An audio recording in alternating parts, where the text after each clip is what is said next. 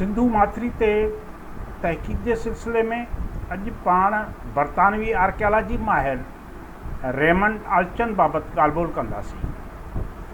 बरतानवी आर्कियालॉजी माहिर रेमंड आल्चन सिंधु सभ्यता ऐं ॾखिण एशिया जे क़दीम तहज़ीब ऐं आर्कियालॉजी ते तमामु घणी तहक़ीक़ कई आहे ऐं उन मुतालिक़ संदसि तहरीर कयल किताब ऐं मक़ाला तारीख़ ऐं आर्कियालॉजी जे शोबे में कमु कंदड़नि लाइ बेबहा असासो आहिनि। पाण 9 जुलाई 1923 ईस्वी में बरतानिया जे शहर हीरो में जनमु वरितो ऐं 4 जून 2010 ते कैम्ब्रिज में वफ़ात करे वियो। रेमंड वेस्टमिनिस्टर में 3 साल आर्किटेक्चर में तइलीम हासिल कई, जंहिं बैदि खेसि 1944 में इंडिया में मुलाज़मत मिली। हिन हिंदी ऐं संस्कृत ॿोलियुनि में BA जी डिग्री वरिती ऐं बाद में क़दीम तारीख़ ते डॉक्टरेट जी डिग्री हासिल कई, जिते संदसि मुलाक़ात ब्रिजेट आल्चन सां थी। हिननि ॿिन्ही 1951 में शादी कई ऐं साॻे शोबे में गॾिजी कमु करणु लॻा।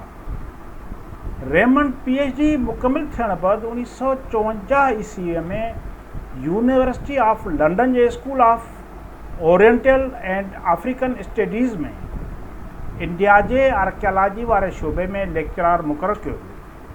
पाण इन उहिदे ते 1959 ताईं कमु कंदो रहियो।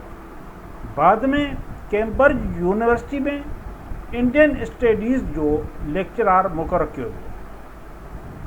रेमंड ऐं संदसि घरवारी सिंध ऐं हिंद में केतिरनि ई क़दीम माॻनि जी खोटराई कराई ऐं पथर दौर जा केतिरा माॻ ॻोल्हे लॻा। बरतानिया जो हीउ जोड़ो सिंधु सभ्यता ते वधि खां वधि खोटराई कंदड़ ऐं तहक़ीक़ कंदड़ माहिरनि जे सिफ़ में अॻी सिफ़ में शामिल आहे। पाण बरे सगीर जे क़दीम तारीख़, एंथ्रोपोलॉजी, लिखतुनि ऐं ॿोलियुनि ते तहक़ीक़ कई। हिन क़दीम आसारनि जे ॿियनि यूरोपी माहिरनि सां गॾु 1978 में कैम्ब्रिज यूनिवर्सिटी में इंडिया ईरान ट्रस्ट जो बुनियादु विधो, जंहिंजो मक़सदु ॾखिण एशिया जे शागिर्दनि खे आर्कियालॉजी में आला तइलीम ऐं तहक़ीक़ लाइ फंड मुहैया करणु हुयो। रेमंड क़दीम तहज़ीब ते तहक़ीक़ बैदि पंहिंजी ज़ाल समेत ॿियनि केतिरनि ई माहिरनि सां गॾु तोड़े अकेले सिर केतिरा ई किताब ऐं मक़ाला तहरीर कया। रेमंड आल्चन आर्कियालॉजी जे शोबे में वधि खां वधि फील्ड वर्क कंदड़ माहिर तौरु सुञातो वञे थो। पाण सिंधु माथिरी जे पुराणे पथर दौर जी तारीख़ ते बि कमु कयो, जंहिंखे अक्सर आर्कियालॉजी माहिर सिंधु सभ्यता जे शहरी तमदुन जी पंहिंजी मिड़नी हुस्नाकियुनि सां गॾु निकिरी निर्वार थियण ते विसारे चुका हुआ। रेमंड आल्चन 1952 ईस्वी ऐं बाद में ॿीहर 1957 में सिंधु माथिरी जे पुराणे ऐं नए पथर दौर ते तहक़ीक़ात शुरू कई। हिन आंध्रा प्रदेश जी आर्कियालॉजी ऐं म्यूज़ियम डिपार्टमेंट जे तावन ऐं फंडिंग सां इन तहक़ीक़ात जी शुरूआति कई।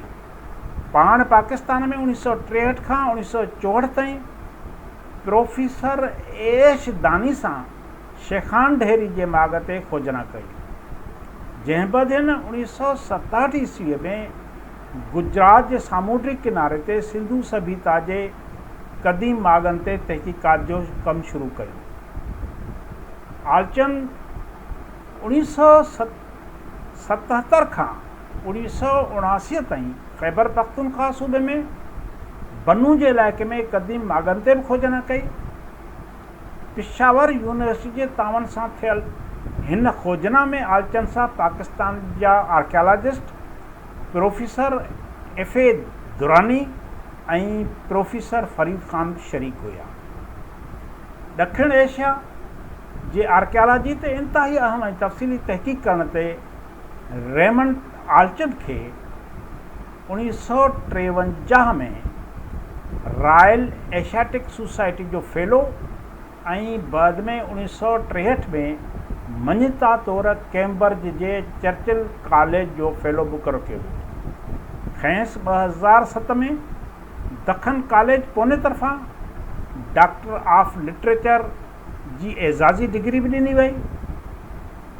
रेमंड आल्चन 1981 में ब्रिटिश एकेडमी जो फेलो मुक़ररु कयो वियो, जितां हिन 1989 में रिटायरमेंट हासिलु कई। महिरबानी।